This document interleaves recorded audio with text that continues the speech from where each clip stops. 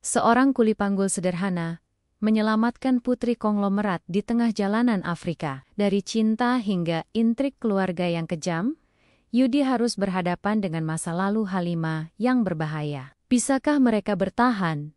Ataukah takdir akan memisahkan mereka selamanya? Mentari pagi di benua hitam itu selalu punya cara sendiri untuk membangunkan dunia. Sinarnya menerobos sela-sela bangunan tua, menampar wajah Yudi yang baru saja menyelesaikan salat subuh di pojok kecil kamar kontrakannya.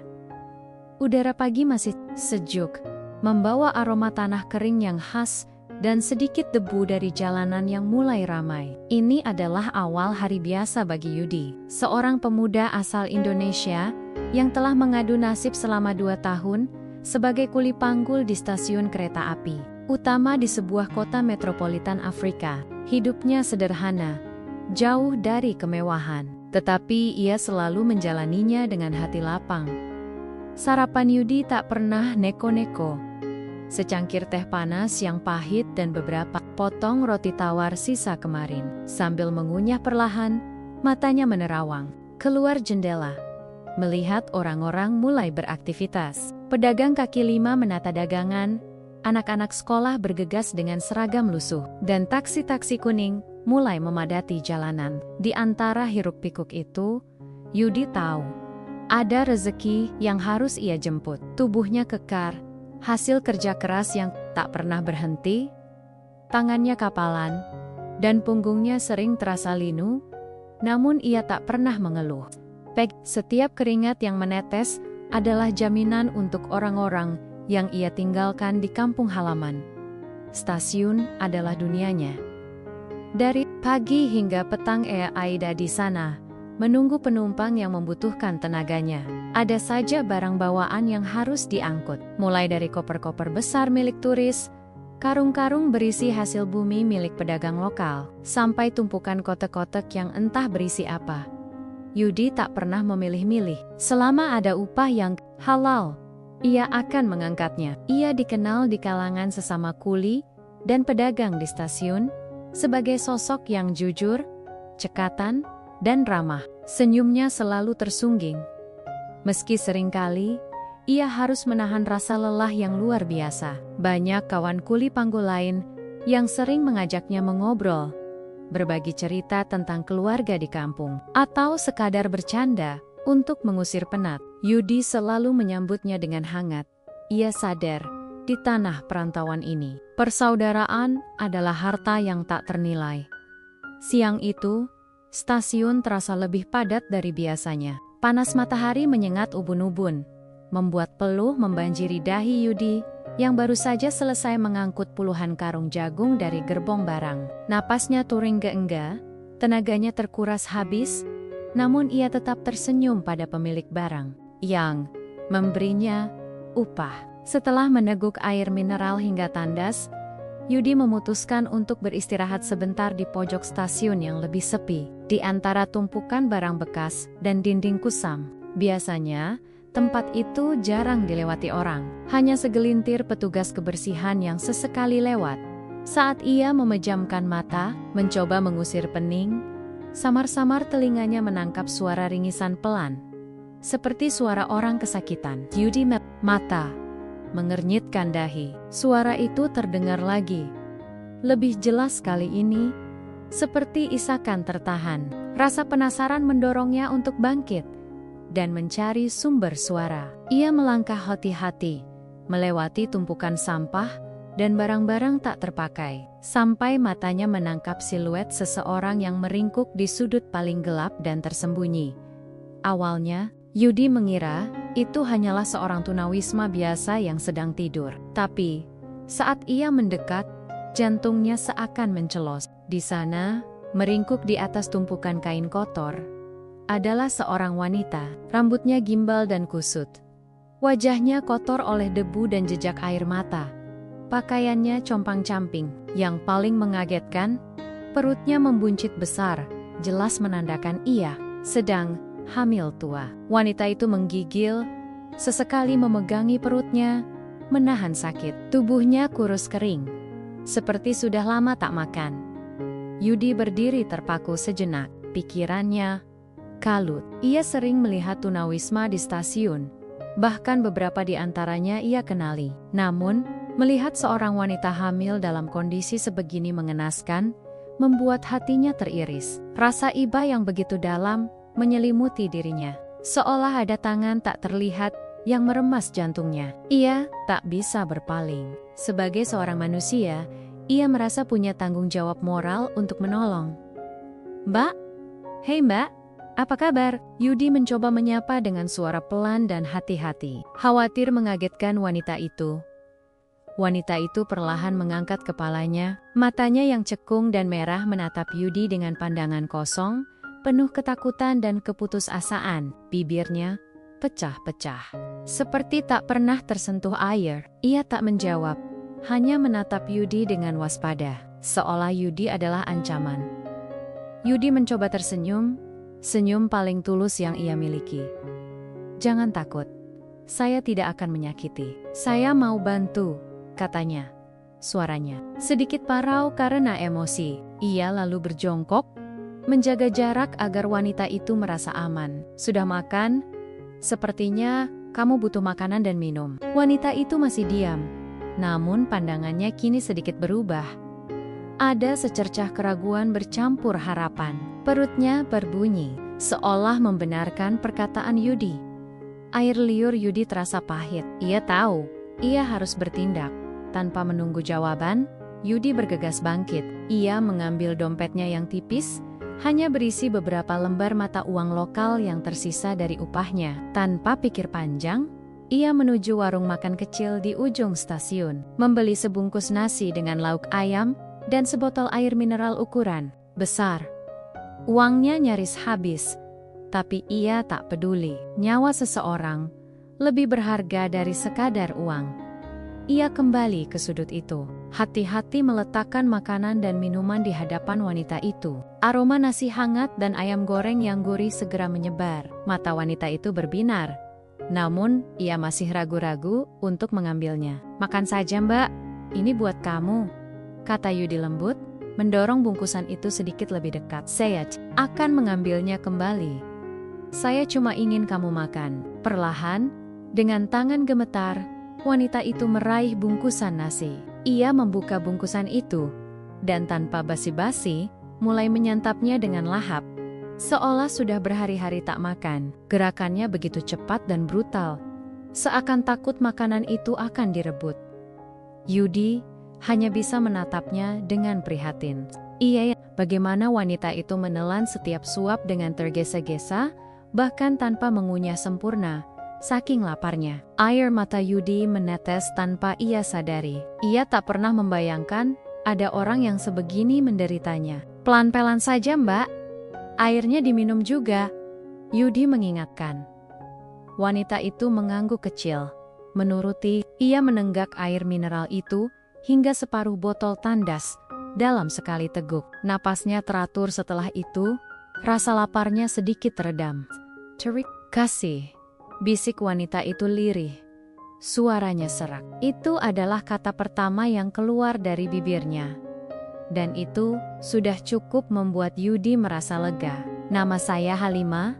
"Saya Yudi," balas Yudi, tersenyum tulus. "Tidak apa-apa Halimah, saya cuma bantu sedikit." Meskipun percakapan mereka singkat, dan Halimah masih terlihat sangat rapuh, serta ketakutan, Yudi tahu ini adalah awal dari sesuatu. Ia tak bisa membiarkan wanita hamil ini sendirian di jalanan, apalagi di stasiun yang penuh risiko. Hatinya sudah memutuskan, ia akan menolong Halimah apapun yang terjadi, meski ia sendiri tak tahu bagaimana caranya. Yang jelas, hari ini, di sudut stasiun yang ramai itu, takdir telah mempertemukan dua jiwa yang sangat berbeda di bawah terik matahari Afrika yang tak pernah berbohong. Dan Yudi, dengan segala keterbatasannya, siap menjadi sandaran bagi Halimah. Panasnya siang di stasiun perlahan terganti oleh semilir angin sore yang membawa aroma rempah dan debu. Yudi terus mengamati Halimah yang sudah menghabiskan bekal nasi pemberiannya. Wanita itu kini terlihat sedikit lebih tenang. tatapan matanya yang tadi kosong mulai menunjukkan sedikit kehidupan. Namun, kelegaan Yudi hanya sesaat. Ia tahu, memberi makan Halimah hari ini tidaklah cukup. Wanita hamil itu tidak bisa terus-menerus meringkuk di pojok stasiun yang kotor dan berbahaya. Apalagi, malam akan segera tiba dan bahaya di jalanan kota. Afrika ini bisa berlipat ganda bagi seorang wanita yang rentan. Halimah, Yudi memulai. Suaranya lembut, mencoba tidak menakuti. Kamu tidak bisa tinggal di sini. Malam akan datang, dan ini tidak aman untukmu dan bayimu. Yudi menunjuk perut Halimah dengan gerakan mata. Halimah hanya menunduk, menggenggam erat botol air mineral kosong di tangannya. Ia tidak mengeluarkan sepatah kata pun. Namun Yudi bisa merasakan kecemasan yang terpancar dari tubuhnya yang gemetar. Wanita ini pasti sudah melewati banyak hal buruk hingga membuatnya begitu tertutup dan takut. Begini saja, Yudi melanjutkan. Setelah menarik napas dalam-dalam, sebuah ide, atau lebih tepatnya, sebuah dorongan kuat dari hatinya, muncul begitu saja. Saya punya tempat tinggal, kecil, tapi cukup aman. Kamu bisa tinggal di sana untuk sementara waktu, paling tidak, sampai kamu merasa lebih baik. Halimah mengangkat kepalanya, pandangan matanya mencari kejujuran di wajah Yudi. Ada keraguan yang jelas di sana, bercampur dengan sedikit harapan. Yudi tahu, tawaran ini bisa jadi sangat mencurigakan bagi seseorang yang sudah terbiasa hidup di jalanan dan mungkin sering bertemu orang jahat. Tidak perlu khawatir. Saya tidak punya niat buruk, Yudi meyakinkan. Suaranya diperlambat, mencoba menunjukkan ketulusannya. Saya hanya ingin membantu. Saya juga orang perantauan di sini. Saya tahu rasanya kesusahan, butuh beberapa menit keheningan yang canggung, di mana hanya suara kereta api yang melintas dan hiruk-pikuk stasiun yang mengisi. Yudi membiarkan Halimah berpikir, tidak menekannya. Ia tahu kepercayaan itu tidak bisa dipaksakan. Akhirnya, dengan sangat perlahan, Halimah mengangguk, anggukan yang nyaris tak terlihat. Namun bagi Yudi, itu adalah tanda persetujuan yang sangat berarti. Senyum tipis terukir di bibirnya. Bagus, kata Yudi lega. Ayo, saya akan bantu kamu berdiri. Dengan hati-hati, Yudi membantu Halimah bangkit. Tubuh wanita itu sangat lemah. Ia nyaris tak bisa berdiri tegak. Yudi menopang lengannya, memastikan Halimah tidak terjatuh. Langkah mereka pelan, sangat pelan, keluar dari sudut tersembunyi stasiun, melewati keramaian yang mulai mereda, seiring matahari yang condong ke barat. Beberapa orang yang lewat melirik aneh pada Yudi dan Halimah, namun Yudi tak peduli. Ia hanya fokus pada langkah Halimah yang tertatih. Perjalanan dari stasiun ke kontrakan Yudi tidaklah jauh, hanya sekitar 10 menit berjalan kaki melewati geng-geng sempit dan padat penduduk. Kontrakan Yudi adalah sebuah kamar petak kecil di lantai dasar sebuah bangunan tua. Dindingnya bercat pudar, ada sedikit rembesan air di salah satu sudut saat musim hujan, dan perabotannya sangat minim. Hanya sebuah kasur tipis, lemari pakaian usang, meja kecil, dan kompor gas portabel. Kamar mandi berada di luar, berbagi dengan beberapa penghuni lain, jauh dari kata layak, apalagi untuk seorang wanita hamil. Saat Yudi membuka pintu, aroma pengap langsung menyambut mereka. Ia bergegas membuka jendela lebar-lebar, membiarkan udara segar mesra. Halimah melangkah masuk dengan ragu, matanya menjelajahi setiap sudut ruangan. Ekspresinya tidak menunjukkan kekecewaan, hanya kelegaan karena akhirnya memiliki atap di atas kepala. Duduklah Halimah, kata Yudi, menunjuk kasur tipis. Maaf, tempatnya tidak besar, tapi ini lebih baik daripada di luar. Halimah duduk perlahan. Di tepi, Yudi melihat matanya yang sembab, menahan tangis.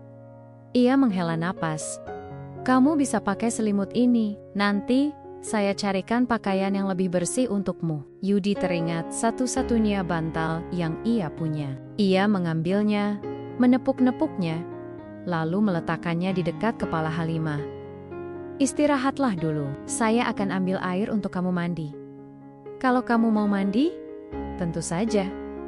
Halimah mengangguk. Ada sedikit senyum tipis di wajahnya. Yudi tahu, itu adalah tanda pertama bahwa Halimah mulai merasa aman. Ia segera mengambil ember dan jeriken, bergegas menuju kamar mandi umum untuk mengisi air. Sementara itu, ia berpikir keras. Pakaian untuk Halimah. Ia tidak punya pakaian wanita, tapi ia punya beberapa kaos lamanya yang sudah longgar. Itu bisa dipakai sementara. Ketika Yudi kembali, Halimah masih duduk di tempat yang sama, namun kini ia terlihat lebih rileks. Yudi meletakkan air di sudut ruangan. Airnya sudah ada. Kalau kamu mau mandi, bisa pakai di sini atau di kamar mandi luar. Saya bisa menunggu di luar kalau kamu mau privasi. Halimah menatapnya. Lalu pandangannya beralih ke air dan kaos Yudi yang sudah ia siapkan. Saya akan mandi di dalam, bisiknya.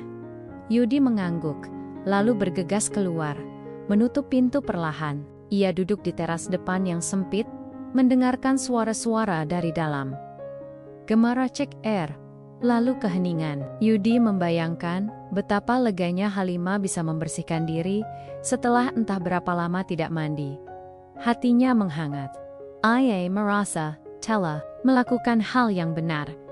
Waktu berlalu. Sekitar setengah jam kemudian, pintu terbuka. Halimah keluar dengan kaos Yudi yang kebesaran, rambutnya sedikit basah, dan wajahnya tampak jauh lebih bersih.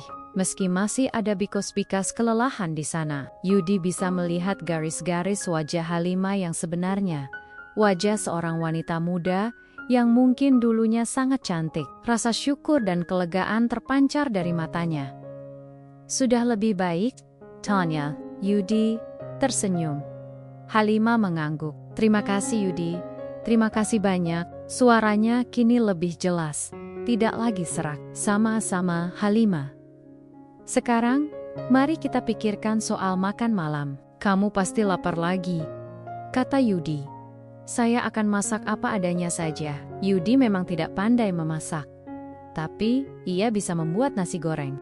Atomi instant. Malam itu, ia membuatkan Halimah nasi goreng dengan telur mata sapi. Sederhana, tapi Halimah menyantapnya dengan penuh selera, bahkan meminta tambah. Yudi senang melihatnya. Setidaknya, Halimah bisa tidur dengan perut kenyang malam ini.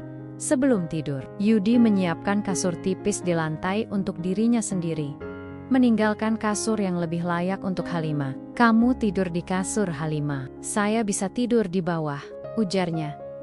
Tidak Yudi, ini rumahmu. Halimah menolak dengan halus.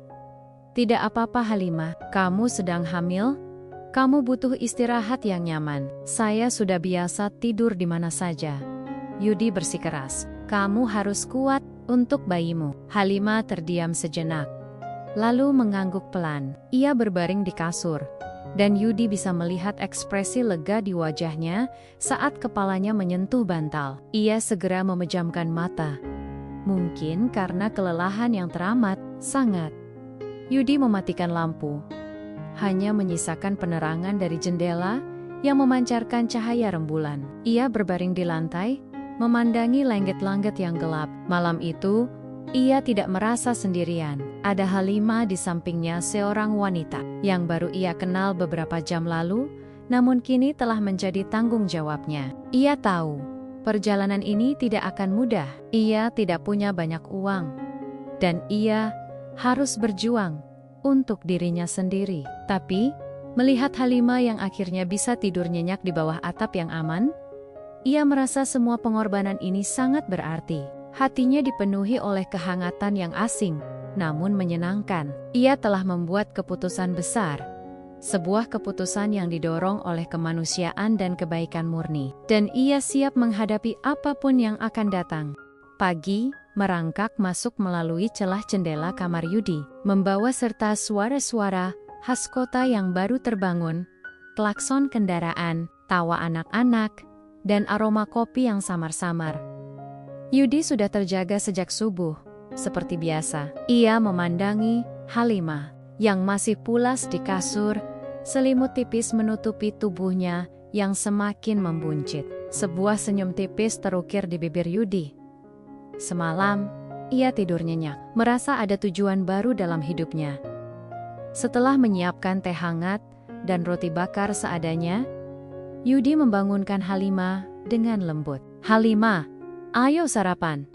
Setelah ini saya harus ke stasiun." Halimah menggeliat, mengerjap-ngerjap, lalu bangkit duduk. Matanya tampak lebih segar, tidak lagi sembab seperti kemarin. "Pagi Yudi," sapanya pelan. Ada sedikit rona di pipinya. Mungkin malu karena sudah merepotkan. Sarapan mereka berlangsung dalam keheningan yang nyaman. Halimah makan dengan lebih tenang. Kali ini, tidak lagi tergesa-gesa. Yudi memperhatikan setiap gerakannya. Ia merasa lega melihat Halimah mulai menunjukkan tanda-tanda pemulihan. Setidaknya secara fisik. "Saya akan ke stasiun sekarang," kata Yudi setelah menghabiskan tehnya. "Kamu jangan kemana-mana ya.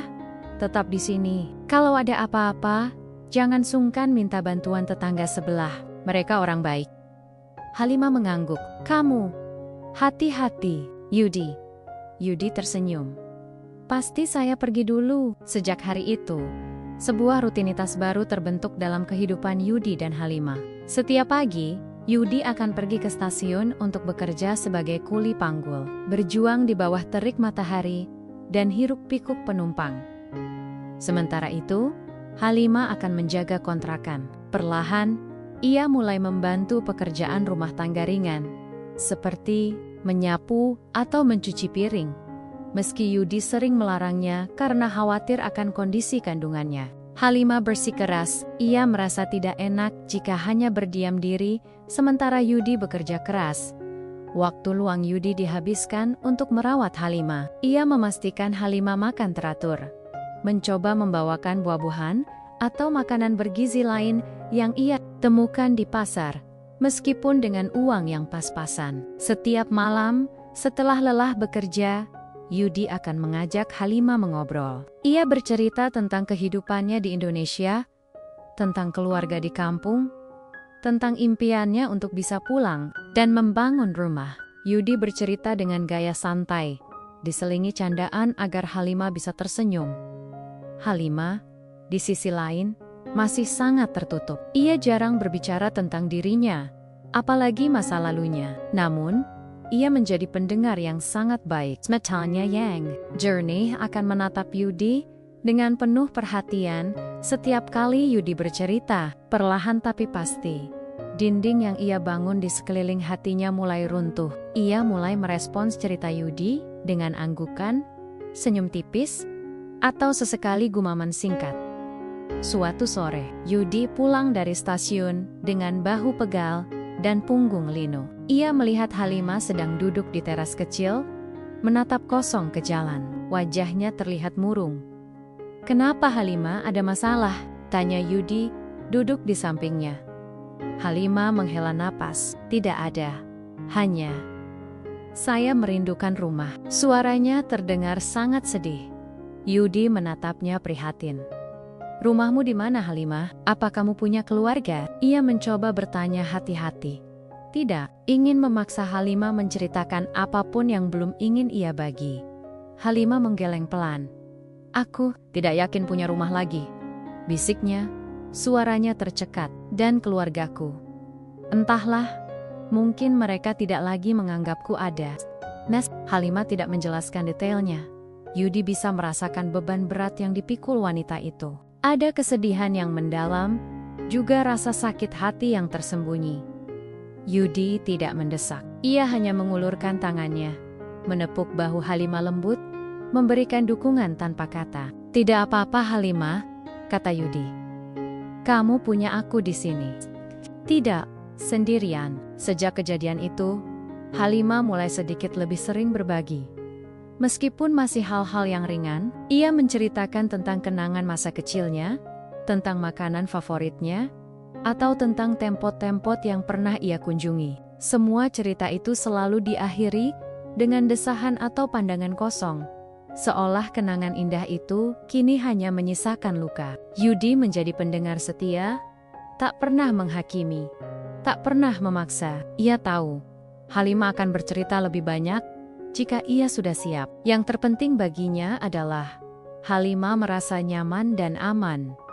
Namun, di balik kelegaan dan kehangatan yang mulai tumbuh, ada kekhawatiran yang diam-diam menyelimuti hati Yudi.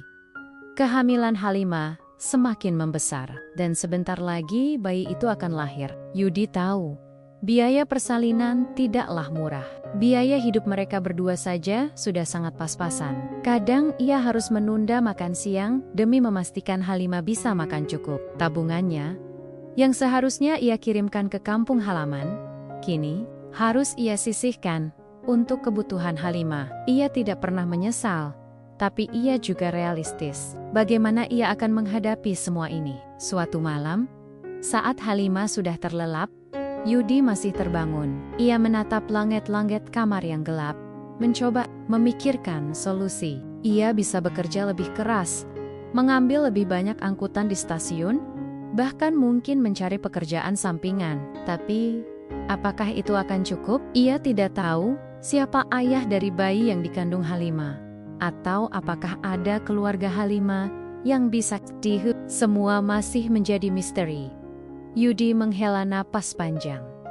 Ia memang merasa sangat senang bisa menolong Halimah. Perasaan punya seseorang yang bergantung padanya, yang membutuhkan perlindungannya, adalah perasaan yang kuat.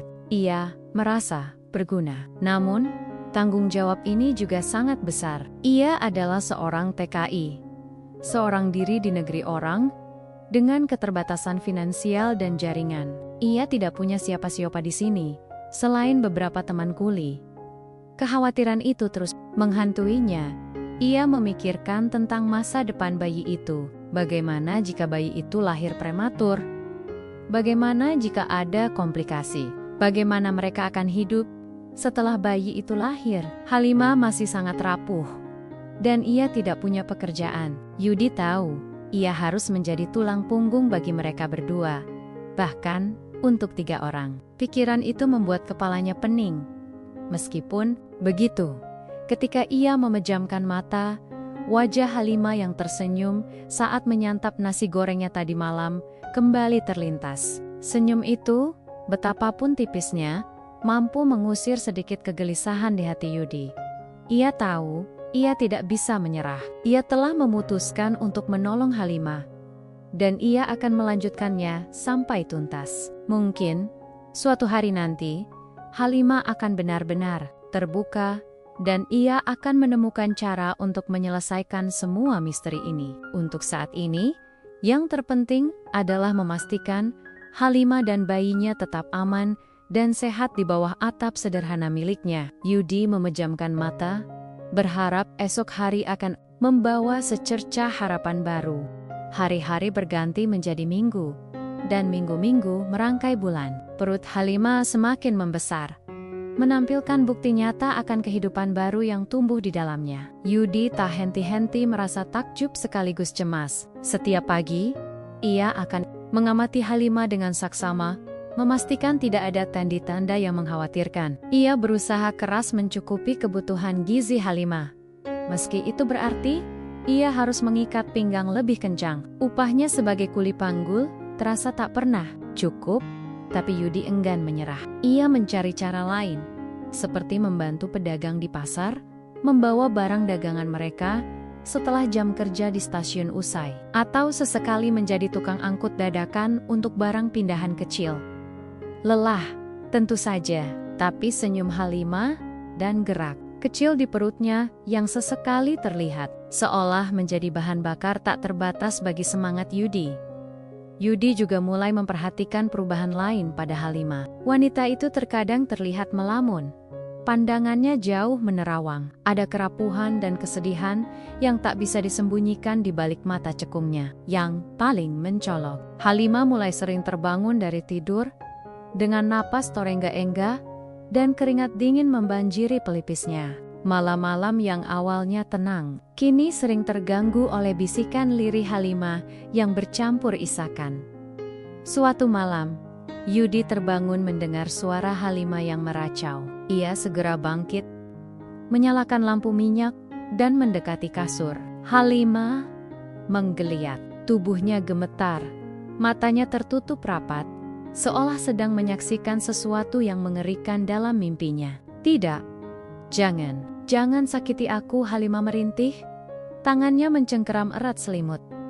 Pergi, kumohon. Yudi segera berjongkok di sampingnya. Halimah, bangun. Ini Yudi. Kamu tidak apa-apa. Ia menepuk pipi Halimah dengan sangat lembut, berharap wanita itu sadar dari mimpi buruknya. Perlahan, mata Halimah terbuka. Pandangannya kosong sejenak. Lalu ia menatap Yudi dengan tatapan panik. Ketika kesadaran penuhnya kembali, ia langsung memeluk Yudi erat-erat. Tubuhnya masih bergetar. Hebat, air mata mengalir deras dari matanya, membasahi bahu Yudi. Aku takut, Yudi, bisiknya di antara isakan. Mimpi itu selalu datang.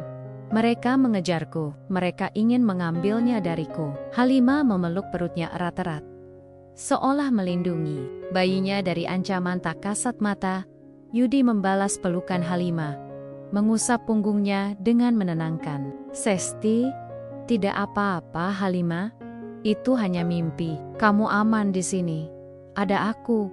Tidak ada yang akan menyakitimu. Ia mengulang kata-kata itu berkali-kali, seperti mantra, sampai Halimah perlahan tenang.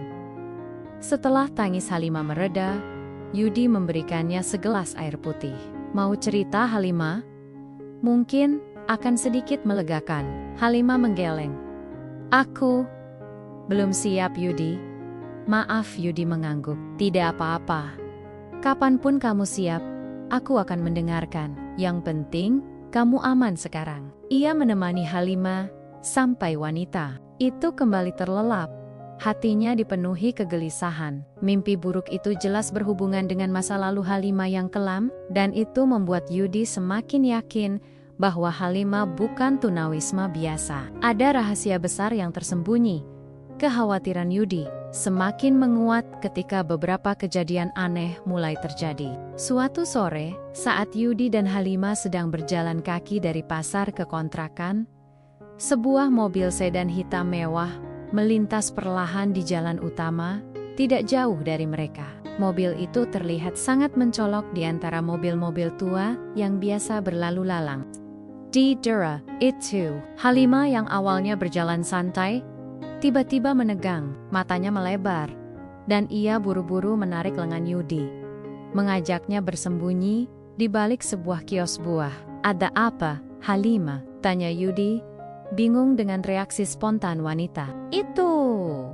Halimah menunjuk mobil itu dengan dagunya, tangannya gemetar. Mereka mencariku, Yudi. Mobil itu milik salah satu kaki tangan ayahku. Suaranya berbisik penuh ketakutan.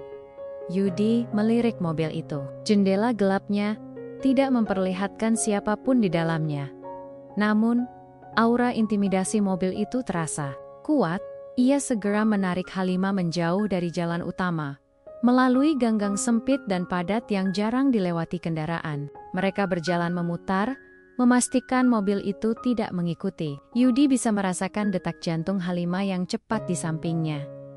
Kejadian serupa terulang beberapa kali. Sesekali, Halimah akan terlihat sangat gelisah dan panik saat melihat orang-orang berpenampilan rapi dengan setelan jas mahal di sekitar stasiun atau area publik lainnya. Ia akan buru-buru menarik Yudi, mengajaknya bersembunyi, atau berjalan memutar untuk menghindari kontak mata. Yudi mulai memahami bahwa ancaman ini nyata, dan itu berasal dari dunia yang sama sekali berbeda dengan dunianya. Dunia yang Yudi tak pernah bayangkan ada di baliknya.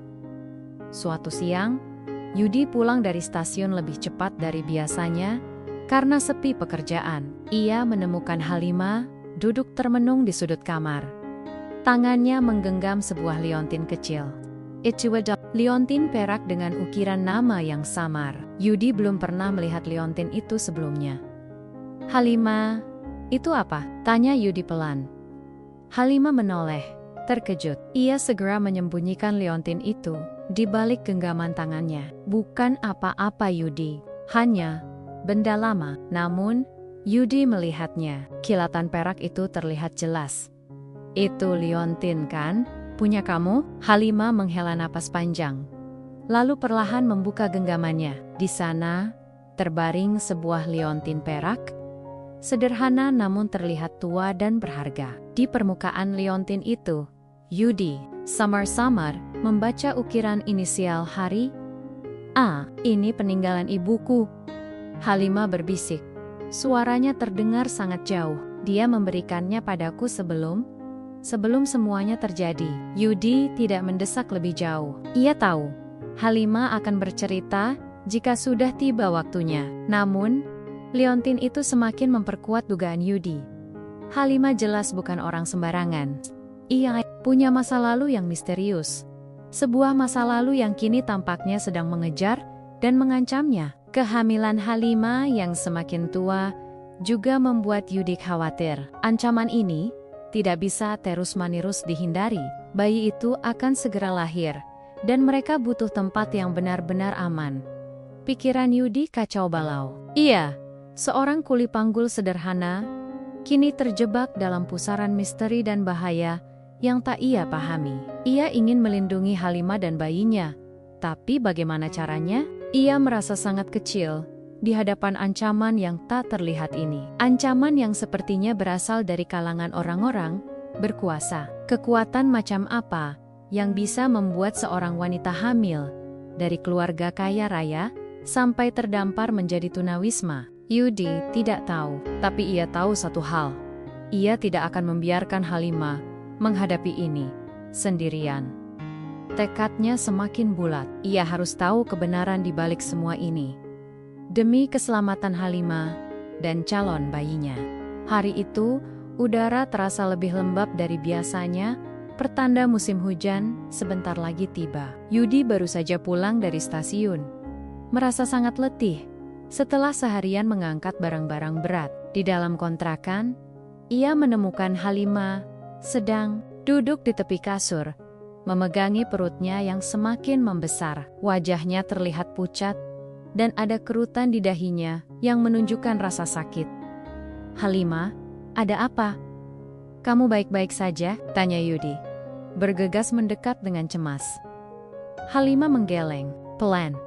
Tidak apa-apa Yudi, hanya sakit perut sedikit. Mungkin bayinya sedang aktif. Ia mencoba tersenyum, tapi senyumnya terlihat dipaksakan. Yudi duduk di sebelahnya, mengusap punggung Halimah dengan lembut. Ia bisa merasakan tubuh Halimah yang menegang. Kamu harus jujur padaku Halimah. Apa yang kamu rasakan? Kita harus segera tahu jika ada masalah serius. Untuk beberapa saat, Halimah terdiam. Matanya menatap kosong ke dinding, seolah sedang memikirkan sesuatu yang berat. Yudi memberinya waktu, tidak memaksanya. Ia tahu, di balik wajah lelah itu, ada ketakutan yang mendalam. Yudi. Halimah akhirnya memecah keheningan, suaranya sangat pelan, nyaris tak terdengar. Aku harus mengatakan sesuatu padamu. Kamu sudah terlalu baik padaku, terlalu banyak membantuku. Aku tidak bisa terus menyembunyikannya darimu. Jantung Yudi berdebar kencang. Ia tahu, ini saatnya. Ini adalah momen yang ia tunggu-tunggu. Momen ketika Halimah akhirnya akan membuka diri tentang masa lalunya. Ia hanya mengangguk menatap Halimah dengan penuh perhatian. Aku mendengarkan, Halimah. Aku akan selalu mendengarkanmu. Halimah menarik napas dalam-dalam, seolah mengumpulkan seluruh keberaniannya. Matanya berkaca-kaca, dan suaranya bergetar saat ia memulai kisahnya. Nama lengkapku, Halimah Al-Thani. Aku bukan orang miskin Yudi. Atau setidaknya, aku dulunya bukan. Aku adalah putri dari Ahmad Al-Thani, salah satu konglomerat terbesar di Afrika ini. Ucapan Halimah menghantam Yudi seperti sambaran petir. Ia terkejut bukan main. Seorang putri konglomerat berada di jalanan, hamil, dan nyaris mati kelaparan. Otak Yudi berusaha mencerna informasi ini, tetapi rasanya terlalu absurd untuk dipercaya. Namun, melihat air mata Halimah yang mulai menetes dan kesungguhan di matanya, Yudi tahu Halimah tidak berbohong. Ayahku memiliki banyak perusahaan, dari pertambangan, properti, sampai perhotelan. Lanjut Halimah, suaranya pecah. Aku hidup dalam kemewahan sejak kecil. Aku punya segalanya yang orang inginkan. Tapi, di balik semua kemewahan itu, ada banyak kegelapan. Halimah mulai menceritakan kisahnya. Perlahan tapi pasti. Dengan detail yang membuat Yudi tercengang. Ayah bercerita tentang intrik keluarga, perebutan kekuasaan dan harta, dan bagaimana ia menjadi korban dari semua itu. Ia punya seorang paman, adik kandung ayahnya, yang selalu iri dengan kekayaan dan pengaruh ayahnya. Paman ini licik dan haus kekuasaan. Paman Mubarak selalu ingin menguasai semuanya, kata Halimah, suaranya penuh kepahitan. Dia berusaha menjatuhkan ayahku berkali-kali, dan ketika usahanya gagal, dia mulai menargetkan aku. Halimah melanjutkan, menjelaskan bahwa pamannya telah merencanakan untuk menjebaknya. Ia dijebak dalam sebuah skandal besar, dituduh melakukan penggelapan dana perusahaan. Bukti-bukti palsu disiapkan dengan rapi, membuatnya terlihat bersalah di mata ayahnya sendiri yang saat itu sedang sakit keras. Ditambah lagi, kehamilannya yang merupakan hasil dari hubungan gelap yang tidak disetujui membuat posisinya semakin terpojok. Ayahku sangat marah dan kecewa. Halimah menunduk, bahunya bergetar. Dia tidak mau mendengarkan penjelasanku. Paman Mubarak berhasil memanipulasinya. Ayahku mengusirku dari rumah, memutus semua aksesku ke uang dan aset. Dia bahkan mengancam akan membahayakan bayi ini jika aku tidak pergi Jojo dan melupakan semua ini. Yudi mendengarkan dengan napas tertahan. Jadi, ini bukan hanya masalah uang, tapi juga ancaman nyata terhadap nyawa Halimah dan bayinya. Ia mulai paham mengapa Halimah begitu ketakutan saat melihat mobil mewah atau orang-orang tertentu. Aku kabur dengan hanya sedikit uang dan tanpa tujuan, lanjut Halimah. Isakannya semakin keras. Aku mencoba bertahan hidup, mencari bantuan, tapi tidak ada yang percaya padaku. Semua orang takut dengan Paman Mubarak. Uangku habis, aku kelaparan. Sampai akhirnya, aku sampai di stasiun itu. Halimah menatap Yudi. Matanya yang merah kini memancarkan rasa terima kasih yang tak terhingga. Kamu datang, Yudi, saat aku sudah putus asa. Saat aku merasa tidak ada harapan lagi, kamu datang. Kamu tidak tahu siapa aku, kamu tidak tahu latar belakangku, tapi kamu menolongku tanpa ragu. Kamu memberiku makanan, tempat berteduh, dan yang terpenting, kamu memberiku kepercayaan dan harapan. Hati Yudi tercengang mendengar semua itu. Ia tidak pernah membayangkan bahwa wanita rapuh di hadapannya ini berasal dari dunia yang begitu jauh berbeda dengannya. Dunia yang penuh kekejaman dan intrik, di mana uang dan kekuasaan bisa membutakan mata, bahkan ikatan keluarga. Aku tidak peduli siapa kamu, Halimah. Yudi akhirnya berhasil berbicara. Suaranya serak. Ia memegang tangan Halimah yang dingin. Yang penting, kamu sekarang aman. Aku hanya melihat seorang wanita hamil yang butuh pertolongan, dan aku menolongnya. Itu saja. Tapi Yudi, ini bukan hanya tentang aku. Halimah menggeleng. Air matanya terus mengalir. Bayi ini, dia adalah ancaman bagi Paman Mubarak. Jika dia tahu aku masih hidup dan bayi ini lahir, dia tidak akan ragu untuk menghabisi kami. Kini, Yudi mengerti sepenuhnya. Ancaman yang ia rasakan selama ini bukan sekadar ketakutan biasa, melainkan ancaman nyata dari seorang konglomerat kejam yang punya kekuatan untuk melakukan apa saja. Posisi mereka berdua sangatlah berbahaya. Kita akan cari jalan keluar, Halimah, kata Yudi, mencoba menenangkan. Ia tahu kata-katanya mungkin terdengar kosong di hadapan masalah sebesar ini, tapi ia harus mencobanya. Kita akan melindungi bayi ini. Halimah menatap Yudi. Tatapannya penuh arti. Kamu tidak perlu menanggung semua ini, Yudi. Ini masalahku, masalah keluargaku.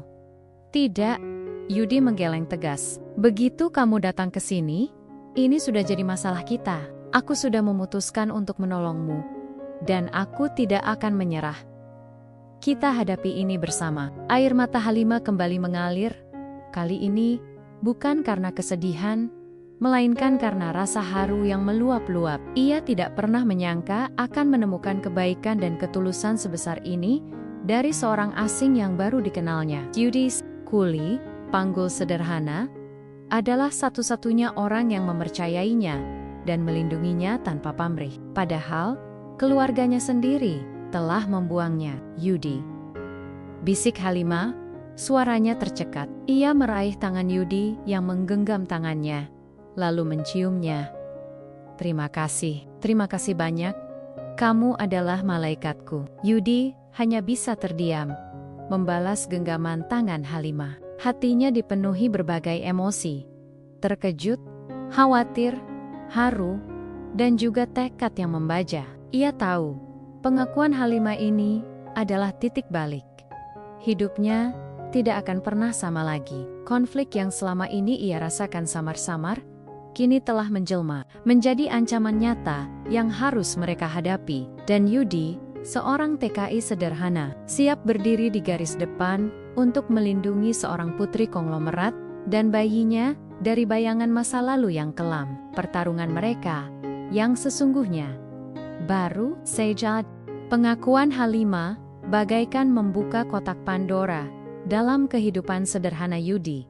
Malam itu, setelah Halimah tertidur pulas akibat kelelahan emosional, Yudi tidak bisa memejamkan mata. Otaknya dipenuhi bayangan Paman Mubarak, intrik keluarga, dan ancaman nyata yang kini membayangi mereka. Kata-kata konglomerat dan bahaya terus berputar di benaknya. Sebuah kombinasi yang tak pernah ia bayangkan akan menjadi bagian dari ceritanya. Yudi, seorang kuli panggul yang hanya memikirkan bagaimana cara bertahan hidup di negeri orang, kini harus berhadapan dengan dunia yang jauh lebih gelap dan kejam. Keesokan harinya, suasana di kontrakan terasa berbeda. Ada ketegangan yang tak terucap. Yudi menatap Halimah dengan sorot mata baru. Bukan lagi hanya iba, tapi juga khawatir dan protektif. Halimah, di sisi lain, tampak sedikit lebih lega setelah mengungkapkan rahasianya. Namun ketakutan akan masa lalu masih sangat jelas terlihat. Perutnya yang membuncit juga semakin membatasi geraknya, menambah kekhawatiran Yudi. Halimah, aku rasa kita tidak bisa lagi terus-menerus di sini, kata Yudi saat mereka sarapan. Suaranya penuh pertimbangan. Setelah apa yang kamu ceritakan, tempat ini tidak aman. Mereka bisa melacakmu kapan saja. Halimah mengangguk. Aku tahu Yudi, aku juga merasakan itu. Sejak semalam aku tidak bisa tidur nyenyak. Merasa seperti ada yang mengawasi. Iya, bergidik. Aku tidak ingin mereka menemukan kita, terutama bayiku. Kita harus pergi, tegas Yudi. Tapi kemana? Kita tidak punya banyak uang.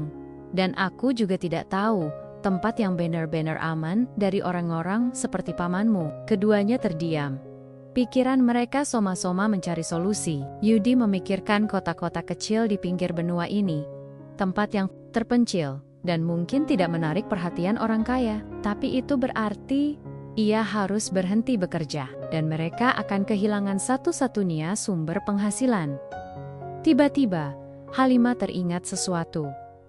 Ada satu tempat, katanya pelan, sebuah desa kecil di kaki pegunungan. Beberapa ratus kilometer dari sini. Dulu, ibuku sering membawaku ke sana untuk berlibur, jauh sebelum dia meninggal. Ada rumah peristirahatan kecil milik keluarga kami di sana, yang mungkin sudah lama tidak dihuni. Itu tempat terpencil, sangat jauh dari keramaian kota. Halimah, matanya berbinar. Apa itu aman? Apakah pamanmu tahu tentang tempat itu? Mungkin tidak, jawab Halimah, berpikir keras. Itu warisan dari kakek dari pihak ibuku. Dan dia tidak pernah akur dengan Paman Mubarak. Rumah itu bahkan tidak tercatat atas nama ayahku di arsip utama. Hanya sedikit orang yang tahu tentang keberadaannya. Dan Paman Mubarak mungkin tidak menganggapnya penting. Ini adalah secercah harapan. Yudi tahu risiko tetap ada. Tapi, ini adalah pilihan terbaik yang mereka miliki. Tempat terpencil berarti lebih sedikit mata yang melihat, dan lebih banyak kesempatan untuk menghilang. Oke, kita akan ke sana. Putus Yudi, kita harus bersiap. Aku akan bekerja hari ini untuk mengumpulkan uang sebanyak mungkin. Kamu kemasi barang-barang penting saja. Yang ringan, kita akan berangkat besok pagi-pagi. Keesokan harinya, sebelum matahari terbit, Yudi dan Halimah sudah bersiap. Yudi membawa tas punggung berisi beberapa pakaian, sedikit makanan, dan sisa uangnya yang tidak seberapa. Halimah hanya membawa liontin ibunya dan beberapa helai pakaian longgar yang diberikan Yudi. Ia tampak rapuh. Perutnya yang membesar membuat setiap langkahnya terasa berat. Kamu yakin kuat, Halimah? Tanya Yudi cemas, melihat Halimah yang sesekali meringis. Halimah mengangguk. Aku harus kuat Yudi, demi bayi ini. Mereka meninggalkan kontrakan Yudi dengan berat hati. Ini adalah tempat yang telah menjadi penyelamat Halimah, tempat di mana ikatan mereka mulai terjalin. Tapi kini, demi keselamatan, mereka harus meninggalkannya. Mereka berjalan kaki menuju terminal bus antar kota, berbaur dengan keramaian pagi agar tidak menarik perhatian. Saat mereka tiba di terminal, Yudi merasakan firasat buruk. Sebuah mobil sedan hitam mewah yang persis seperti yang pernah mereka lihat di dekat stasiun, terparkir tidak jauh dari pintu masuk terminal. Jantung Yudi berpacu kencang. Mereka terlambat. Mereka sudah dilacak. Sial, bisik Yudi, menarik tangan Halimah dengan cepat. Halimah, mereka ada di sini. Jangan panik. Ikuti aku. Yudi mengubah arah, menarik Halimah masuk ke lorong terminal yang penuh sesak. Mereka berjalan cepat. Yudi melindungi Halimah di belakangnya, mencoba bersembunyi di balik kerumunan penumpang yang lalu lalang. Mata Yudi terus awas, mencari jalan keluar atau tempat bersembunyi. Dari sudut matanya, ia melihat dua orang pria berbadan tegap keluar dari mobil sedan hitam itu. Mata mereka menyapu kerumunan, mencari sesuatu. Kita tidak bisa naik bus dari sini, kata Yudi panik. Mereka pasti sudah mengawasi semua pintu keluar. Halimah sudah mulai gemetar, napasnya memburu. Bagaimana ini Yudi? Aku tidak mau mereka menangkapku. Tenang Halimah, ikuti aku. Yudi menariknya menuju sisi lain terminal, menuju area parkir taksi liar. Ini adalah tempat yang lebih kacau, dengan puluhan taksi butut berjejer dan supir-supir yang saling berebut penumpang. Yudi berharap keramaian dan kekacauan ini bisa menjadi penyelamat mereka. Supir! Supir! Ke kota ini! Berapa? Yudi berteriak pada seorang supir taksi tua yang sedang merokok, menyebut nama sebuah kota kecil yang berjarak 100 km dari desa pegunungan yang mereka tuju. Ia sengaja tidak menyebut nama desa itu langsung, agar tidak mudah dilacak. 150.000, jawab supir itu, menunjuk ke bangku belakang taksinya yang reot. Yudi tidak menawar. Ia langsung menarik beberapa lembar uang yang tersisa di sakunya. Jumlahnya memang pas-pasan, namun cukup untuk membayar. Cepat, kita harus buru-buru. Saat Halimah dan Yudi masuk ke dalam taksi, Yudi sempat melihat dua pria tegap itu mulai bergerak cepat ke arah mereka. Mata mereka menyorot tajam. Mereka sudah melihat Halimah. Jalan, Pak, cepat, Yudi berteriak pada supir taksi. Sambil menutup pintu taksi, supir taksi itu terkejut dengan kegelisahan Yudi, segera menginjak gas. Taksi reot itu melaju kencang, meninggalkan terminal. Yudi melirik ke belakang. Ia bisa melihat dua pria itu berlari mengejar. Tapi taksi mereka sudah lebih cepat. Mereka berhasil lolos. Untuk saat ini, di dalam taksi, Halimah terisak. Mereka menemukanku Yudi. Mereka benar-benar menemukanku. Kita sudah aman Halimah. Yudi berusaha menenangkan, meski jantungnya sendiri masih berdegup kencang. Ia menggenggam tangan Halimah erat-erat. Kita akan sampai di tempat aman. Jangan khawatir. Perjalanan terasa sangat panjang. Yudi terus mengawasi kaca spion, memastikan tidak ada mobil yang mengikuti mereka. Ketegangan mencengkeram dirinya. Tahu, pelarian ini baru permulaan. Paman Mubarak pasti punya banyak mata dan telinga. Mereka harus lebih cerdik, lebih cepat. Ketika mereka tiba di kota kecil yang disebutkan Yudi, matahari sudah berada di puncaknya. Yudi membayar taksi, dan mereka segera mencari bus atau angkutan lain yang bisa membawa mereka lebih dekat ke desa pegunungan. Setiap langkah terasa berat, terutama bagi Halimah. "Kita akan cari angkutan lagi, Halimah. Sebentar lagi kita sampai," kata Yudi, mencoba menyemangati. Namun, wajah Halimah semakin pucat. Ia memegangi perutnya, meringis kesakitan. "Yudi, aku rasa bayinya." Darah Yudi berdesir dingin. Puncak konflik yang ia bayangkan mungkin belum separah ini. Kehamilan Halimah yang sudah tua, pelarian yang menegangkan, dan kondisi tubuhnya yang lemah. Semua itu membuat Yudi merasa ngeri. Badai yang sesungguhnya mungkin belum datang. Tapi Yudi merasa mereka sudah berada di tengah pusaran angin kencang. Pertaruhan hidup dan mati baru saja dimulai. Teriakan Halimah yang lirih membuat Yudi panik. Seketika, rasa lelah dan ketegangan yang menumpuk hilang, ditelan kekhawatiran. Ia menopang Halimah yang mulai kehilangan keseimbangan. Wajah wanita itu pucat pasi, dan keringat dingin membasahi dahinya. "Yap, Tuhan, Halimah, ada apa?" Yudi menahan tubuh Halimah yang merosot. "Perut sakit sekali, Yudi," rintih Halimah, mencengkeram lengan Yudi erat-erat. "Aku rasa ini bukan kontraksi biasa." Darah Yudi berdesir. Mereka sedang berada di sebuah terminal. Bus kecil di tengah kota antah berantah, jauh dari stasiun, jauh dari desa pegunungan yang jadi tujuan. Tidak ada rumah sakit atau klinik yang terlihat di sekitar sini. Pikiran Yudi berputar cepat, mencari solusi. Di sisi lain, ia juga harus tetap waspada terhadap orang-orang Paman Mubarak yang mungkin masih mengejar. "Kita harus cari tempat aman dulu. Kamu tidak bisa melahirkan di sini," kata Yudi, mencoba berpikir jernih di tengah kepanikan. Ia menuntun Halimah menuju sebuah warung makan kecil yang terlihat sepi. "Pak, boleh numpang duduk sebentar? Istri saya tidak enak badan." Yudi berbohong demi keselamatan Halimah.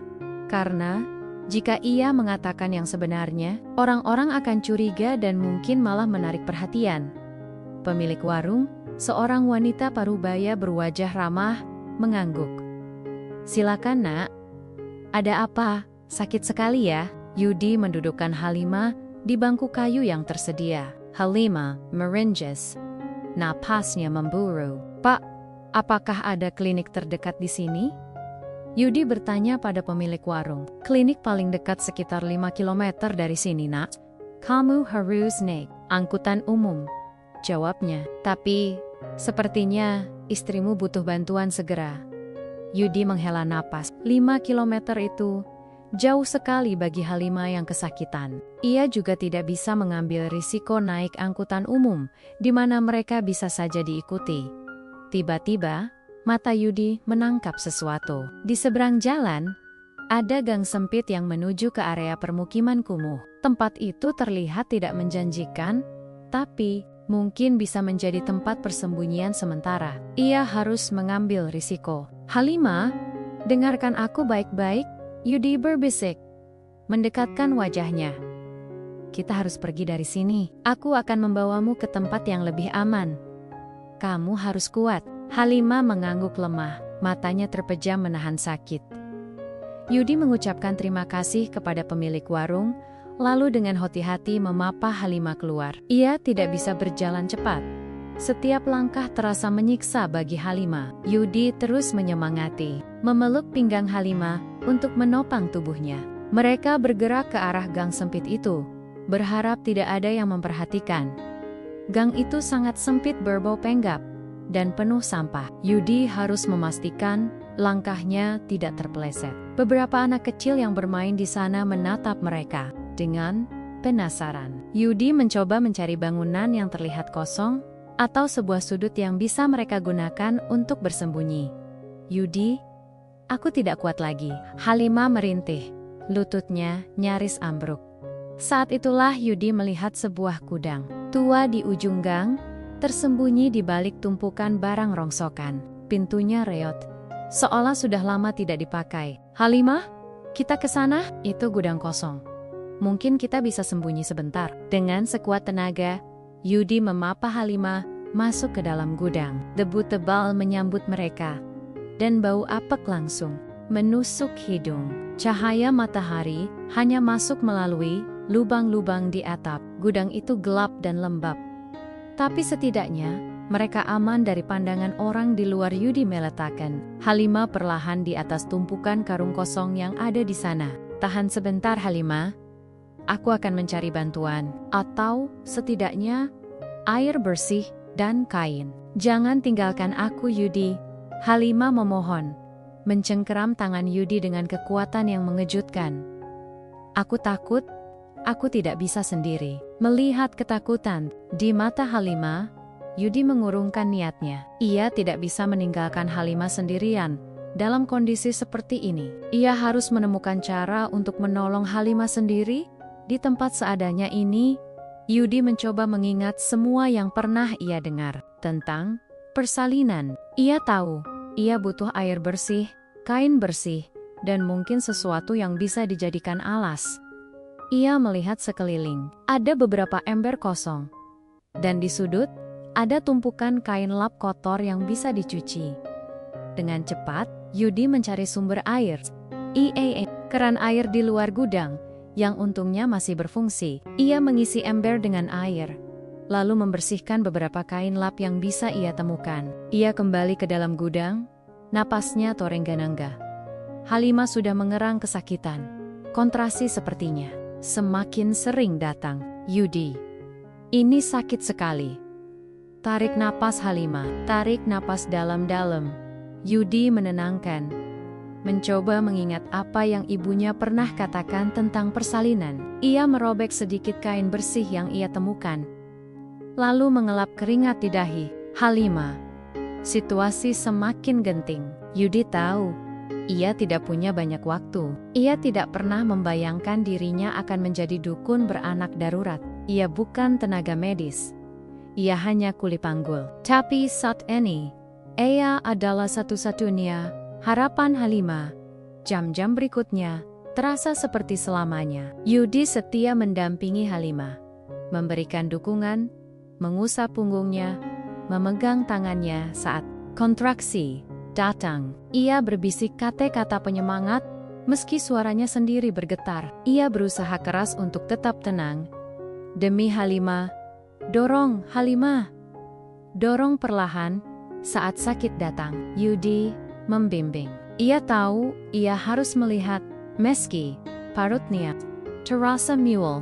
Ia harus melakukan apapun untuk memastikan bayi itu lahir selamat.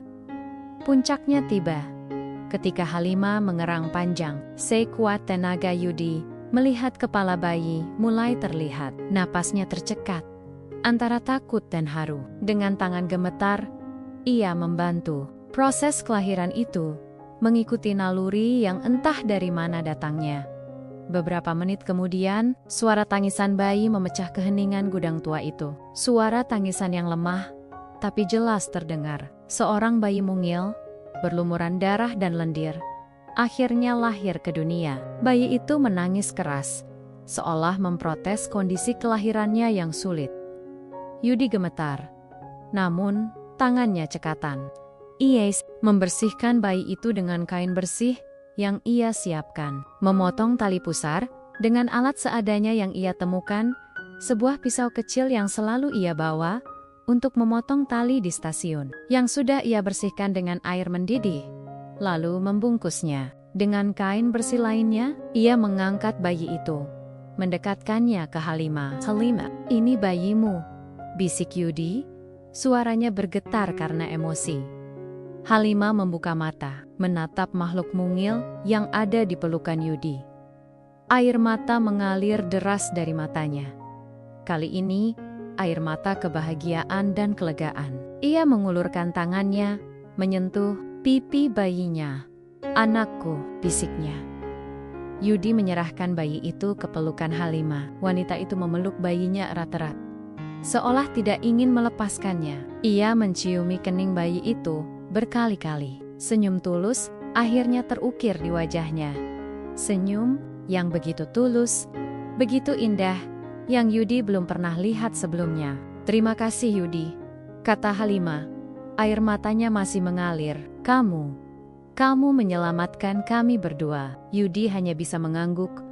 Tenggorokannya tercekat. Ia duduk di samping Halimah, membiarkan kehangatan dan kelegaan menyelimuti mereka bertiga. Di tengah gudang kumuh yang pengap, di tengah pelarian yang menegangkan, sebuah kehidupan baru telah lahir. Yudi, seorang kuli panggul sederhana, kini telah menjadi saksi dan penolong sebuah keajaiban. Rasa lelahnya hilang, digantikan oleh kebahagiaan yang meluap-luap. Ia tahu, perjuangan mereka belum usai. Namun, kelahiran bayi ini adalah sebuah titik balik. Sebuah harapan baru telah muncul di tengah badai. Tangisan pertama bayi Halimah memecah kesunyian gudang tua itu, meruntuhkan semua ketegangan yang menyelimuti Yudi. Ada keajaiban di udara. Di tengah bau apek dan debu, Yudi merasakan matanya memanas, napasnya tercekat. Ia, seorang kuli panggul, yang tak pernah berpikir akan mengurusi seorang bayi, kini memegang sesosok kehidupan mungil yang baru lahir. Rasa haru dan bangga bercampur aduk, memenuhi relung hatinya. Halimah memeluk bayinya erat, menempelkan pipinya yang basah air mata ke dahi sang buah hati. Senyum tulus merekah di wajahnya, senyum yang belum pernah Yudi lihat selama ini. Baru di mata Halimah, cahaya seorang ibu yang baru saja melahirkan permata hatinya. "Dia laki-laki, Yudi," bisik Halimah, suaranya bergetar penuh kebahagiaan. "Putraku," Yudi mengangguk, ikut tersenyum. Dia kuat. Halimah sangat kuat. Yudi membantu Halimah membetulkan posisi tidurnya agar lebih nyaman, lalu ia membersihkan sisa-sisa persalinan seadanya. Air bersih dan beberapa kain lap yang ia bawa terasa sangat berharga saat ini. Meskipun lahir di tempat yang jauh dari layak, bayi itu tampak sehat. Meski badannya mungil, Yudi tahu mereka tidak bisa berlama-lama di gudang ini. Halimah dan bayinya butuh perawatan medis, butuh tempat yang lebih bersih dan hangat. Namun, ancaman dari Paman Mubarak masih menghantui. "Kita harus mencari bantuan," kata Yudi setelah Halimah dan bayinya sedikit tenang. "Aku akan mencoba mencari bidan atau dokter di desa terdekat, tapi aku tidak bisa meninggalkanmu sendirian." Halimah menatapnya. "Aku tidak akan membiarkanmu pergi sendirian, Yudi. Mereka bisa saja mengikutimu dan menemukan kita." Ketakutan itu masih ada. Meskipun kini ia sudah memiliki buah hatinya, mereka terjebak, keluar berbahaya, tetap di sini juga berbahaya. Yudi menghela napas panjang, mencoba memutar otaknya. Apa yang harus mereka lakukan? Saat Yudi sedang berpikir keras, tiba-tiba terdengar suara langkah kaki di luar gudang. Jantung Yudi berdebar kencang. Ia segera bersiaga, melindungi Halimah dan bayinya di belakang tubuhnya. Apakah Paman Mubarak sudah menemukan mereka? Pintu gudang yang rayot itu terbuka perlahan, memperlihatkan siluet seorang wanita tua berdiri di ambang pintu. Wanita itu mengenakan pakaian tradisional. Kerudung menutupi rambutnya yang memutih. Matanya menatap Yudi dan Halimah dengan tatapan penuh rasa ingin tahu. Namun juga ada kehangatan di sana. "Nak, apa kalian baik-baik saja?" tanya wanita tua itu. Suaranya lembut. "Saya dengar suara tangisan bayi dari sini. Kalian butuh bantuan." Yudi ragu-ragu. Apakah ini jebakan atau pertolongan? Naluri Yudi mengatakan wanita ini tidak punya niat buruk. Kami baik-baik saja, Nyonya. Hanya saja istri saya baru melahirkan." Yudi kembali berbohong demi melindungi Halimah. Wanita tua itu tersenyum. "Oh, alhamdulillah. Selamat ya. Tapi kalian tidak bisa di sini. Ini bukan tempat yang layak untuk ibu dan bayi yang baru lahir." Ia melangkah masuk, mendekat dengan hati-hati. "Nama saya Aisyah. Saya bidan di desa ini. Saya melihat kalian masuk ke sini tadi pagi. Saya khawatir." Yudi merasakan beban berat terangkat dari pundaknya. "Bidan, ini adalah jawaban dari doanya. Nyonya Aisyah, syukurlah Anda datang. kami sangat membutuhkan bantuan. Yudi menceritakan sedikit tentang kondisi darurat mereka, tanpa mengungkapkan identitas asli Halimah. Ia hanya mengatakan mereka sedang dalam masalah dan harus bersembunyi. Nyonya Aisyah mengangguk-angguk. Mengerti, tidak usah khawatir, Nak. Saya akan membantu kalian. Desa kami memang kecil, tapi orang-orangnya punya hati. Ikut saya ke rumah. Tidak jauh dari sini. Yudi memapa Halimah dan bayinya keluar dari gudang yang kumuh itu, mengikuti Nyonya Aisyah. Rumah Nyonya Aisyah adalah sebuah gubuk sederhana yang bersih dan nyaman, terletak tidak jauh dari gudang tadi. Bau rempah dan obat-obatan herbal tercium samar, memberikan kesan hangat. Sesampainya di sana, Nyonya Aisyah segera bertindak. Ia membersihkan Halimah dan bayinya dengan air hangat, membalut bayi itu dengan kain bersih yang lebih lembut dan memeriksa kondisi Halimah. Ia juga memberikan ramuan herbal untuk membantu pemulihan Halimah. Bayi kalian sehat, Nak, dan kamu juga baik-baik saja, Halimah. Syukurlah, kata Nyonya Aisyah dengan senyum menenangkan. Tapi kalian harus istirahat total di sini beberapa hari. Jangan khawatir, tidak ada yang akan tahu kalian di sini. Saya akan merahasiakannya. Yudi merasakan air mata haru kembali menetes. Pertolongan datang dari tempat yang tidak disangka-sangka. Dari seorang wanita tua yang baik hati. Mereka akhirnya menemukan tempat aman. Setidaknya untuk sementara, selama beberapa hari berikutnya, Yudi dan Halimah tinggal di rumah Nyonya Aisyah. Yudi membantu Nyonya Aisyah berkebun atau melakukan pekerjaan ringan sebagai ganti tumpangan. Ia juga membantu merawat bayi Halimah, belajar mengganti popok dan menidurkannya. Halimah, di sisi lain, mulai memulihkan tenaganya, merawat bayinya dengan penuh cinta. Mereka menamai bayi itu Adam, yang berarti manusia atau bumi. Sebuah nama yang melambangkan awal yang baru dan harapan. Di tengah kehangatan dan keamanan yang Nyonya Aisyah berikan, Yudi mulai berpikir lebih jauh. Mereka tidak bisa terus-menerus. Suatu hari, Paman Mubarak pasti akan menemukan mereka. Tidak peduli seberapa terpencil tempat ini, mereka membutuhkan solusi permanen. Suatu sore, saat Nyonya Aisyah sedang pergi ke desa sebelah, Yudi dan Halimah duduk di teras rumah. Adam sedang tidur nyenyak di pelukan Halimah. Yudi, Halimah memulai.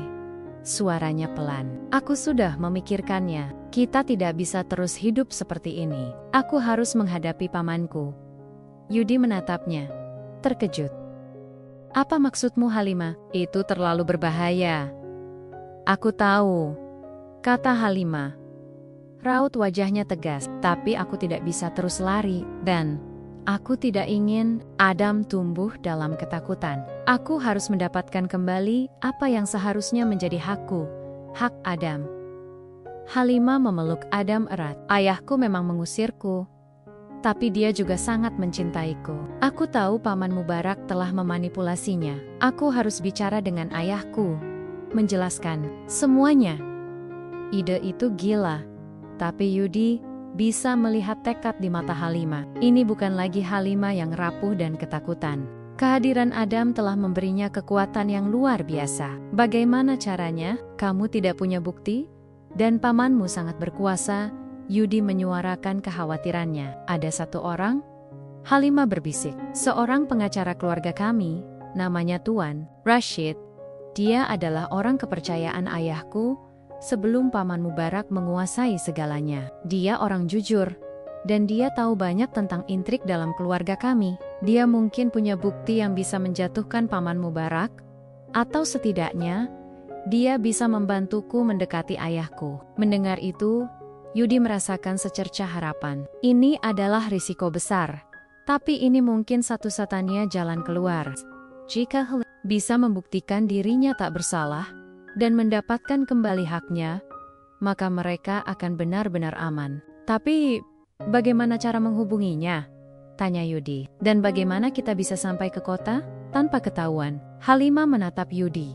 Matanya penuh keyakinan. Aku tidak tahu, tapi aku harus mencobanya, Yudi.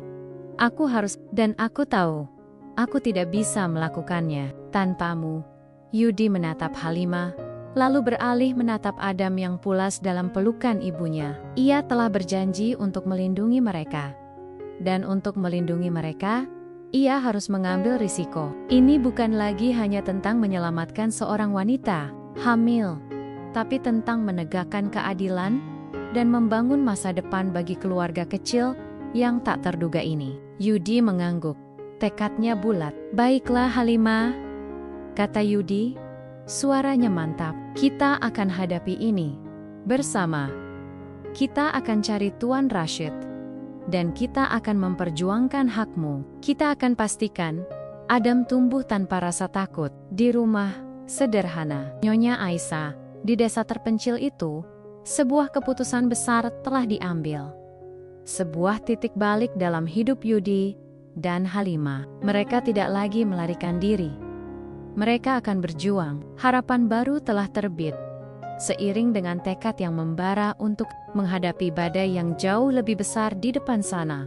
Dengan tekad yang membara, Yudi dan Halimah mulai menyusun rencana. Nyonya Aisyah, setelah mendengar sebagian kisah mereka tentu, tanpa detail konglomeratnya, menawarkan bantuan dengan tulus. Ia memberikan sedikit uang tabungannya dan mengarahkan mereka ke jalur bus yang lebih aman, yang melintasi pedesaan dan jarang diawasi oleh orang-orang kota. Nyonya Aisyah juga memberikan petuah bijak dan doa, meyakinkan bahwa kebaikan hati Yudi akan selalu menjadi pelindung mereka. Perjalanan kembali ke kota besar adalah sebuah ujian.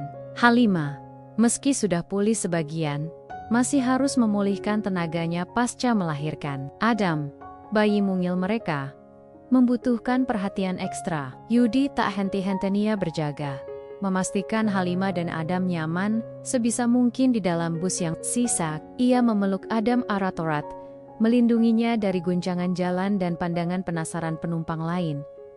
Sesampainya di kota, mereka tidak langsung menuju pusat kota. Yudi memilih untuk turun di pinggiran, area yang tidak terlalu mencolok, lalu mencari penginapan murah yang tersembunyi. Mereka tidak bisa mengambil risiko muncul di tempat-tempat umum yang mungkin sudah dipantau orang-orang. Paman Mubarak malam harinya, Yudi dan Halimah merencanakan langkah selanjutnya. "Kita tidak bisa langsung menemui Tuan Rashid begitu saja," kata Yudi. "Itu terlalu berbahaya. Kita harus mengamatinya dulu, memastikan dia tidak diawasi." Halimah mengangguk. "Sakutah, dia biasanya bekerja di gedung kantor pusat Al-Thani Group. Tapi dia punya jadwal rutin mengunjungi perpustakaan kota setiap hari Jumat sore. Itu bisa jadi kesempatan terbaik kita untuk mendekatinya tanpa menarik perhatian Paman Mubarak." Selama 3 hari berikutnya, Yudi melakukan pengintaian. Ia menyamar sebagai pekerja bangunan yang mencari pekerjaan di sekitar gedung kantor Al-Thani Group. Mengamati pergerakan Tuan Rashid, ia mempelajari jam kerja, rute, dan kebiasaan pengacara itu. Yudi melihat Tuan Rashid adalah pria paruh baya, yang terlihat berwibawa, selalu membawa tas kerja kulit tua, dan ekspresinya seringkali muram, seolah memendam banyak beban. Yudi merasa yakin Tuan Rashid adalah orang yang bisa dipercaya. Akhirnya, hari Jumat tiba. Yudi dan Halimah, dengan Adam yang tertidur pulas di gendongan Halimah, menunggu di sebuah kafe kecil di seberang perpustakaan kota. Halimah mengenakan kerudung dan kacamata hitam untuk menyamarkan wajahnya, sementara Yudi mengenakan topi usang yang menutupi sebagian wajahnya. Pukul 4 sore, Tuan Rashid terlihat keluar dari kantornya dan berjalan kaki menuju perpustakaan. Begitu Tuan Rashid masuk ke dalam, Yudi dan Halimah segera mengikutinya. Perpustakaan kota itu cukup besar, dengan rak-rak buku tinggi yang bisa dijadikan tempat persembunyian. Mereka menemukan Tuan Rashid sedang duduk di pojok perpustakaan, membaca koran dengan kacamata bertengger di hidungnya. Yudi memberi isyarat pada Halimah. Dengan jantung berdebar kencang, Halimah melangkah mendekat. "Tuan Rashid?" Halimah memanggil pelan. Tuan Rashid mendongak, matanya yang lelah menatap Halimah. Awalnya, ia tampak bingung, seolah tidak mengenali. Namun, saat Halimah membuka sedikit kerudungnya dan memperlihatkan wajahnya yang kini lebih bersih, mata Tuan Rashid langsung melebar. Halimah, ya Tuhan, Halimah, kau hidup, bisikannya terdengar putus asa, bercampur tak percaya. Ia segera berdiri, menjatuhkan korannya. Ini saya, Tuan Rashid, kata Halimah, air matanya mulai menetes.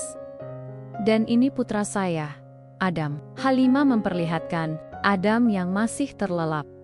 Tuan Rashid tampak sangat terkejut melihat bayi itu. Ia menatap Yudi, lalu kembali menatap Halimah, seolah mencoba memahami situasi yang tak terduga ini. Bagaimana bisa semua orang mengira kau sudah meninggal? Halimah, pamanmu menyebarkan kabar itu.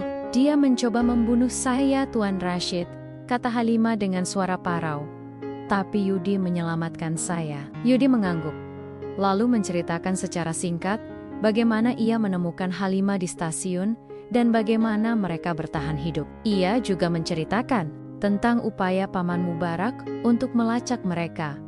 Tuan Rashid mendengarkan dengan saksama. Wajahnya menunjukkan campuran kemarahan dan rasa bersalah. Aku tahu ada yang tidak beres, Halimah. Pamanmu terlalu cepat mengambil alih semua aset setelah ayahmu jatuh sakit. Aku mencoba memperingatkan ayahmu, tapi dia tidak mau mendengarkan. Dia terlalu percaya pada Mubarak, dan dia sangat terpukul dengan skandal yang dibuat-buat itu. Apa ada cara untuk menjatuhkan Paman Mubarak, Tuan Rashid? Tanya Halimah, suaranya penuh harapan. Apa ada bukti tentang semua kejahatannya? Tuan Rashid menghela napas panjang. Ada, Halimah, ada beberapa. Aku diam-diam mengumpulkan beberapa dokumen yang membuktikan Paman Mubarak melakukan penggelapan dana dan manipulasi laporan keuangan perusahaan. Dia juga memalsukan beberapa tanda tangan penting. Tapi aku tidak punya akses ke bukti kunci yang bisa menjeratnya secara hukum, karena semua itu ada di brankas pribadi ayahmu dan ayahku. Halimah bertanya, cemas. Bagaimana keadaannya? Ayahmu sangat sakit, Halimah, jawab Tuan Rashid dengan sedih. Sejak kepergianmu dan masalah perusahaan yang terus-menerus muncul, kondisi kesehatannya terus memburuk. Dia jarang mau bertemu siapapun, dan Mubarak membatasi aksesnya. Aku hanya bisa berkomunikasi dengannya secara terbatas. Halimah menggigit bibir. Ia harus menemui ayahnya. Hanya ayahnya yang bisa memberikan akses ke brankas itu dan membersihkan namanya. Aku harus menemui ayahku, Tuan Rashid. Aku harus menjelaskan semuanya padanya. Dia harus tahu kebenarannya. Tuan Rashid tampak ragu. Itu sangat berbahaya, Halimah. Pamanmu pasti akan tahu. Dia mengawasi setiap pergerakan di rumah ayahmu. Tapi ini satu-satunya jalan, desak Halimah. Aku tidak bisa terus-menerus lari. Aku harus berjuang untuk masa depan Adam. Melihat tekad Halimah, Tuan Rashid mengangguk. Baiklah, aku akan membantumu. Aku tahu ada satu cara untuk menyelinap masuk ke kediaman ayahmu tanpa menarik perhatian terlalu banyak penjaga. Besok malam adalah waktu yang tepat, karena Paman Mubarak akan menghadiri jamuan makan penting di luar kota. Aku akan menyiapkan semuanya. Tuan Rashid memberikan kunci cadangan sebuah mobil tua yang ia miliki dan alamat sebuah rumah persembunyian kecil yang aman di sudut kota. Ia juga memberikan sedikit uang untuk kebutuhan mereka. Yudi dan Halimah merasa sedikit lega. Bantuan datang dari arah yang tak terduga. Malam berikutnya, tepat sesuai rencana Tuan Rashid, Yudi mengemudikan mobil tua itu menuju kediaman megah ayah Halimah. Jantungnya berdebar kencang. Ia, seorang kuli panggul, kini berada di tengah operasi rahasia untuk membantu seorang putri konglomerat merebut kembali haknya. Ini seperti adegan di film-film yang hanya bisa ia tonton. Mereka berhasil menyelinap masuk melalui pintu belakang yang sudah diatur oleh Tuan Rashid. Rumah itu begitu besar dan mewah, jauh di luar bayangan Yudi. Para pelayan dan penjaga terlihat sibuk, namun Yudi dan Halimah berhasil menghindari deteksi. Mereka mengikuti petunjuk Tuan Rashid menuju kamar tidur utama ayah Halimah. Ketika mereka masuk, Yudi melihat seorang pria tua terbaring lemah di ranjang. Tubuhnya kurus, wajahnya pucat. Itu adalah Ahmad Al-Thani, konglomerat yang dulunya begitu berkuasa. Hati Halimah mencelos melihat kondisi ayahnya. Ia segera mendekat. Air mata membasahi pipinya. "Ayah, ... bisik Halimah. Suaranya bergetar. Mata tua Ahmad Al-Thani perlahan terbuka. Ia menatap Halimah dengan pandangan kosong. Lalu perlahan pandangannya berubah menjadi terkejut, tidak percaya. "Halimah, putraku? Kau hidup?" Halimah mengangguk. Lalu menceritakan semua kebenaran tentang jebakan Paman Mubarak, tentang pelariannya, tentang bagaimana Yudi menyelamatkannya, dan tentang Adam. Ia juga menyebutkan bahwa Tuan Rashid memiliki bakti-bakti penyelewengan Paman Mubarak. Ahmad Al-Thani mendengarkan dengan saksama, matanya yang redup kini memancarkan kemarahan. Ia mengulurkan tangannya yang keriput, menyentuh wajah Halimah, lalu melihat Adam yang Yudi gendong. Sebuah air mata menetes dari matanya. "Mubarak, bajingan itu," bisiknya lemah. "Dia menipuku. Dia mengkhianati keluargaku." Ahmad Al-Thani mencoba bangkit. Dengan sisa tenaganya, ia menunjuk ke arah lukisan besar di dinding. Ada brankas di balik lukisan itu, Halimah. Ada beberapa berkas penting di sana, termasuk surat wasiat asliku dan bakti-bakti yang lebih kuat tentang penyelewengan. "Mubarak," ia memberikan kombinasi angka brankas kepada Halimah. Halimah segera bergerak. Dibantu Yudi, mereka membuka brankas itu, menemukan tumpukan dokumen rahasia. Itulah kunci untuk membersihkan nama Halimah dan menjatuhkan Paman Mubarak. Saat itu terdengar suara langkah kaki di luar kamar. Seseorang datang. Wajah Yudi dan Halimah langsung pucat. Mereka tidak punya banyak waktu. Yudi dan Halimah membeku. Suara langkah kaki itu semakin mendekat, jelas sekali menuju kamar Ahmad Al-Thani. Mereka nyaris tidak punya waktu. Dengan cepat, Yudi menutup brankas dan mendorong kembali lukisan di depannya. Halimah segera menyelipkan dokumen-dokumen penting itu ke dalam gendongan Adam, menyembunyikannya di balik kain pembungkus bayi yang tertebal. Pintu terbuka. Masuklah seorang wanita paruh baya berwajah tegang, salah satu pelayan senior di rumah itu yang Halimah kenali. Wanita itu menatap Yudi dan Halimah dengan mata terbelalak, syok, tak percaya. "Nona Halimah, Anda hidup?" bisiknya. Suaranya tercekat. Ia tampak ketakutan, sekaligus lega. Halimah mengangguk cepat. "Ya, Bibi Aminah, saya hidup.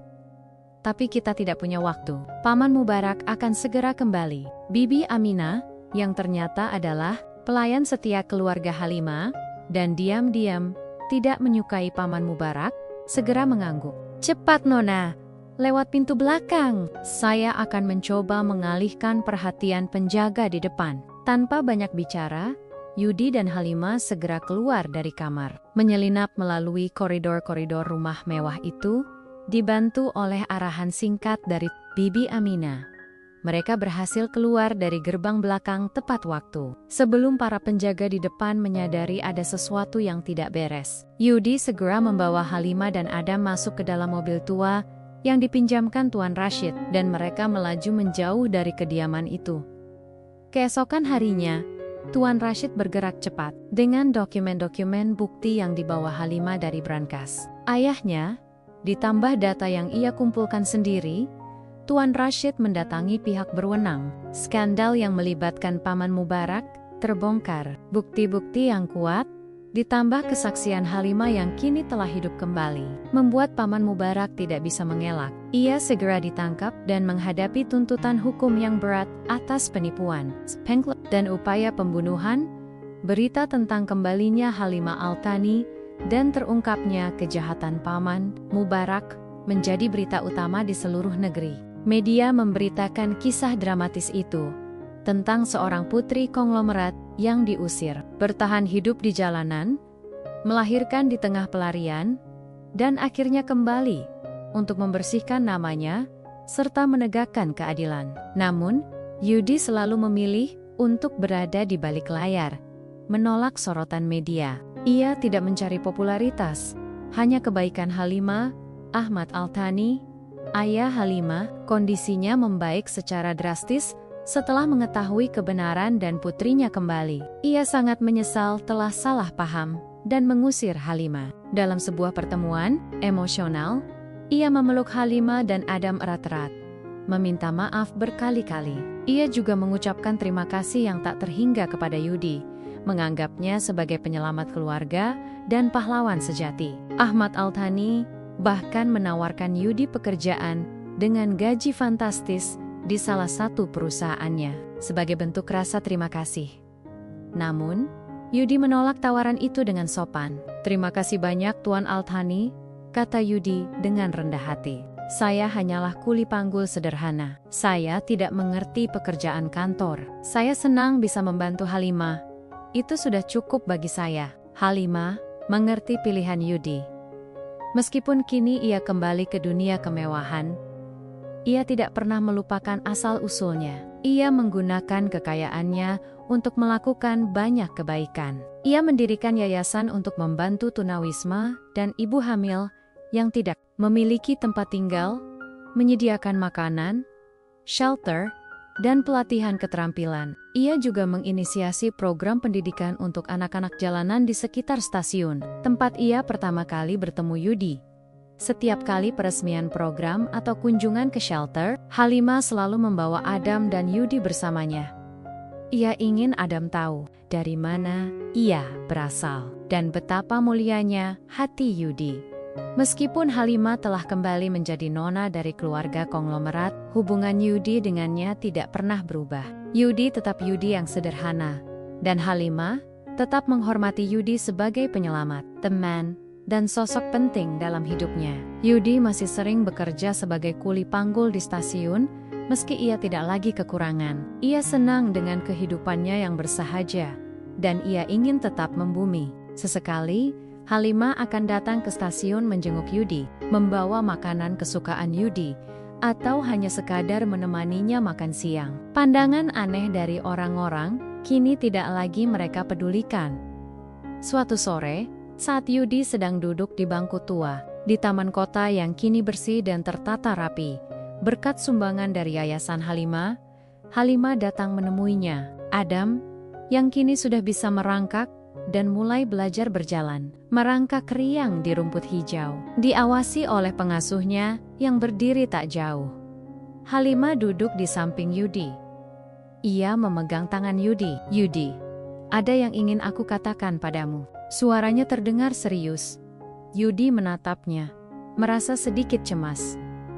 "Ada apa, Halimah? Selama ini, kamu selalu ada untukku. Kamu menyelamatkan nyawaku, nyawa Adam. Kamu memberikan aku harapan, keluarga, dan kesempatan kedua dalam hidup ini," kata Halimah, matanya berkaca-kaca. "Aku tidak akan pernah bisa membalas semua kebaikanmu. Kamu tidak peduli aku siapa, dari mana asalku, atau seberapa kotor aku saat itu. Kamu hanya melihat seorang manusia yang butuh pertolongan." Yudi hanya bisa diam, mendengarkan. Hatinya menghangat, mendengar setiap kata yang keluar dari bibir Halimah. "Aku tahu, ini mungkin terdengar gila." Halimah melanjutkan, menghela napas panjang. "Tapi aku tidak bisa membayangkan hidupku tanpamu. Kamu adalah pahlawanku, sahabatku, dan juga ayah bagi Adam. Aku ingin kamu tetap di sisiku, selalu." Halimah kemudian mengeluarkan sebuah kotak kecil dari tasnya. Itu adalah kotak beludru biru tua. Ia membukanya, memperlihatkan sebuah cincin perak sederhana, namun elegan. "Yudi," ucap Halimah. Suaranya bergetar karena emosi yang meluap-luap. "Maukah kamu menikah denganku? Maukah kamu menjadi bagian dari keluarga kami, secara resmi, menjadi suamiku dan ayah bagi Adam?" Yudi terkejut, sangat terkejut hingga ia tidak bisa berkata-kata.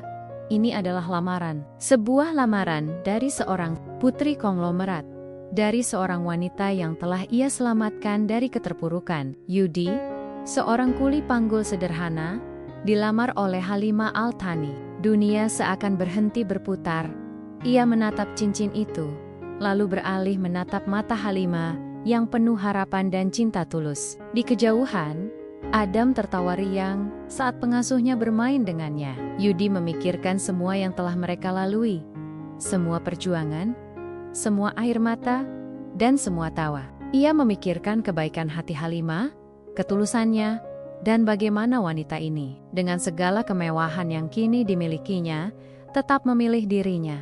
Sebuah senyum lebar terukir di wajah Yudi. Senyum yang paling tulus yang pernah ia miliki. Ia tidak perlu berpikir dua kali. Hatinya sudah memilih sejak lama. "Ya Halimah," kata Yudi. Suaranya parau karena menahan haru. Ia meraih tangan Halimah, lalu mengambil cincin itu dan menyematkannya di jari manis Halimah. "Aku mau. Tentu saja aku mau." Halimah langsung memeluk Yudi erat-erat. Air mata kebahagiaan membanjiri pipinya. Yudi membalas pelukan itu, mendekapnya dengan seluruh cinta yang ia miliki. Di bawah langit Afrika yang senja, di taman yang menjadi saksi bisu kebaikan hati, seorang kuli panggul dan seorang putri konglomerat menemukan kebahagiaan mereka. Sebuah kebaikan kecil yang Yudi berikan di sudut stasiun telah mengubah dua takdir menjadi satu, mengikat mereka dalam sebuah janji abadi yang melampaui perbedaan status dan latar belakang. Sebuah cerita tentang cinta, pengorbanan, dan keajaiban kemanusiaan.